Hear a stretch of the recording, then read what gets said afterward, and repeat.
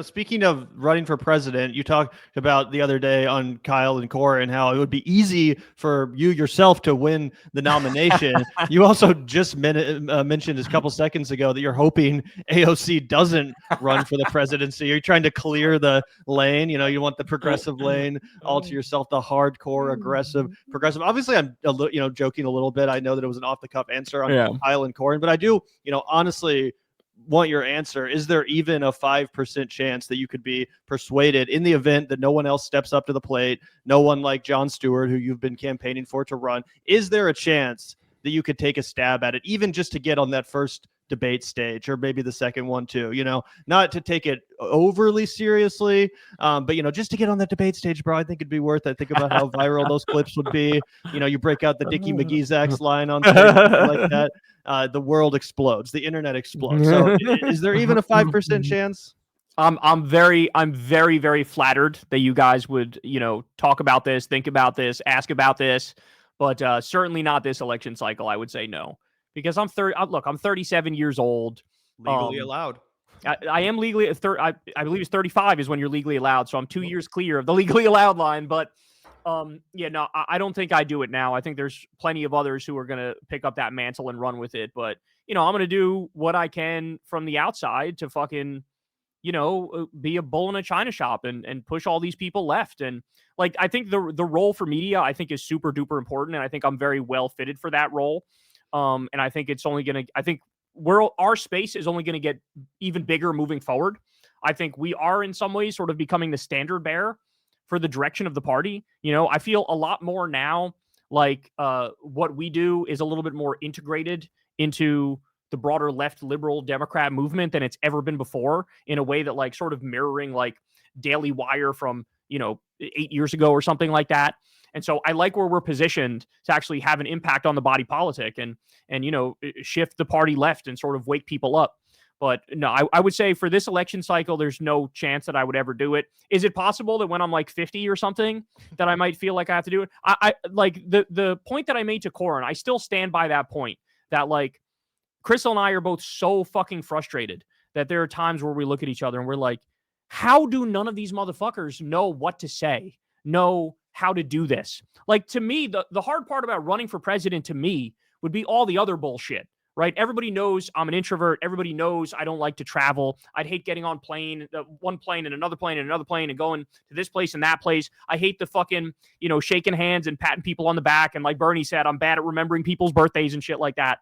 But like all the stuff where like the lights are on, where you got a microphone in front of you, there's a camera in front of you, you're being interviewed on this channel or you're doing a debate or whatever. That's all the shit that's fucking easy. That's all the shit that I would have no problem doing any of that and wiping the floor with anybody who wants to step to the plate.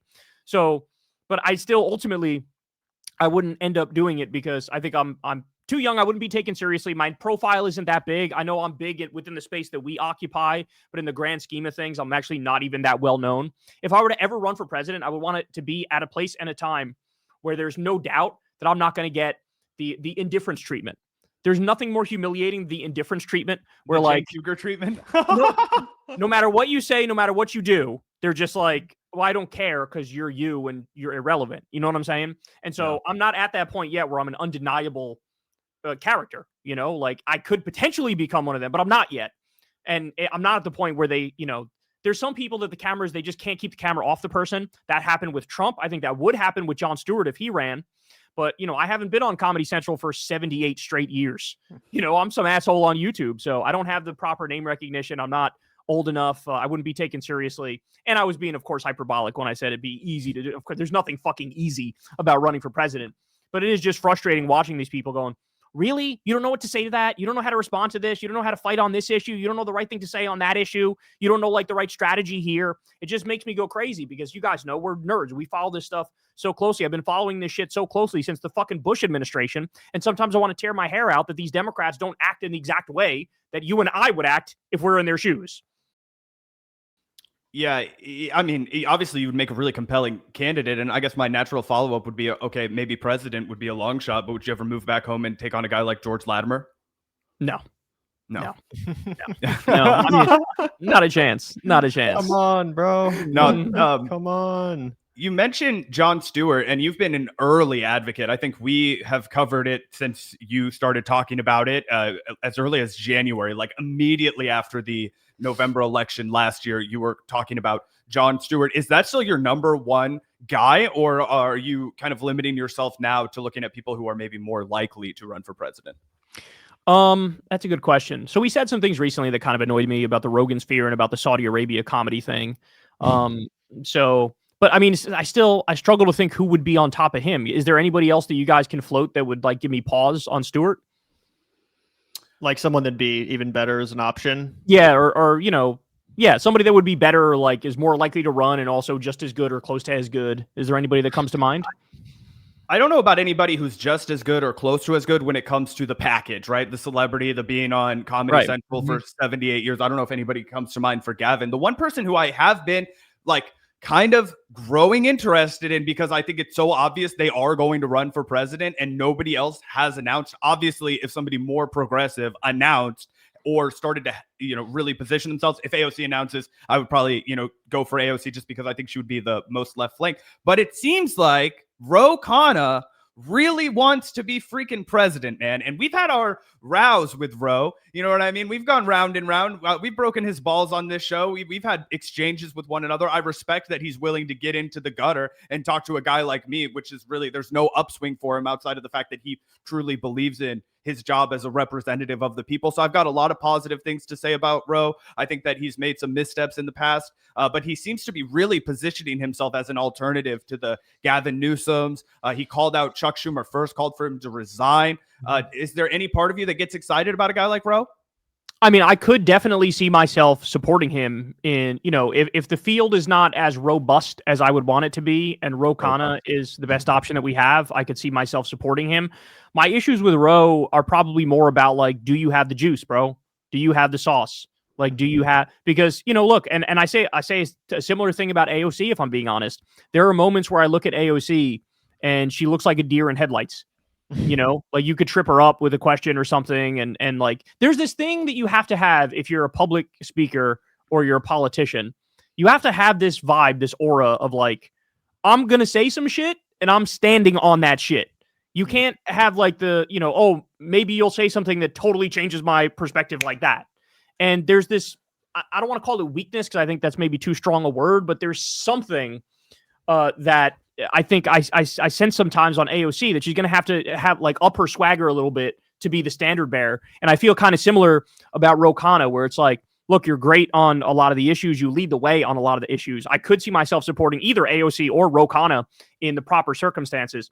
But like, I need to see more juice. You got to give me more juice. You got to give me more of that it factor, and it's hard. It's a hard thing. If you don't just have it, it's a hard thing to just sort of create. So I do think that the sad thing is there's characters who are worse politically, worse policy-wise and substantively, who have more of that factor, and they're going to be a big problem for us, So it's almost like we need somebody who has... I'm thinking of somebody like Gavin Newsom, who has the wherewithal right now to say fucking pathetic when he sees what Chuck Schumer just did. And he looks like a sleazy car salesman, but he also has that vibe of like, everybody can see him as the president. He looks like the president. He looks like the president in some shit that you would see in a movie or on ABC on some movie that's playing at like 4:00 in the morning. Like he just has that vibe. He has that aura to him. And so I feel like in order to defeat that, we need a Jon Stewart who has an equal amount of juice, but is correct on the policies. And that's kind of why I've been really hoping it's Jon Stewart. But to your guys' point, I haven't seen much of an indication that he wants to do it. And that's kind of sad to me, Yeah. 100%. Another big bummer for me has been Tim Walz, who, you famously hyped up and, did a lot of good work kind of educating people as to his accomplishments in Minnesota. It seems like ever since the Kamala loss, he's really become just more of an establishment ball boy. He recently sided against Omar Fateh in Minneapolis. He sided against Graham Plattner and weighed in for Janet Mills using his email list to help get her donation. So that was a real bummer too. Someone else who I at one point thought would be a real rising star and a potential sort of presidential figure in the Democratic Party. But just to change topics a little bit, you mentioned the Saudi Arabia Comedy Festival and Jon Stewart's kind of disappointing response to that. I totally agree about it being disappointing. I was like, what the fuck, bro?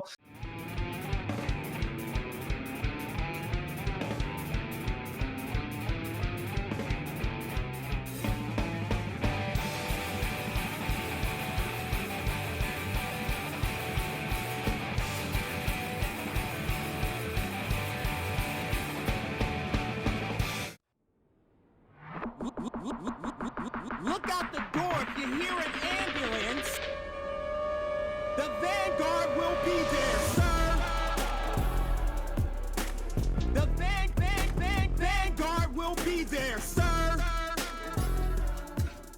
The Vanguard will be there, sir. The Vanguard will be there. Be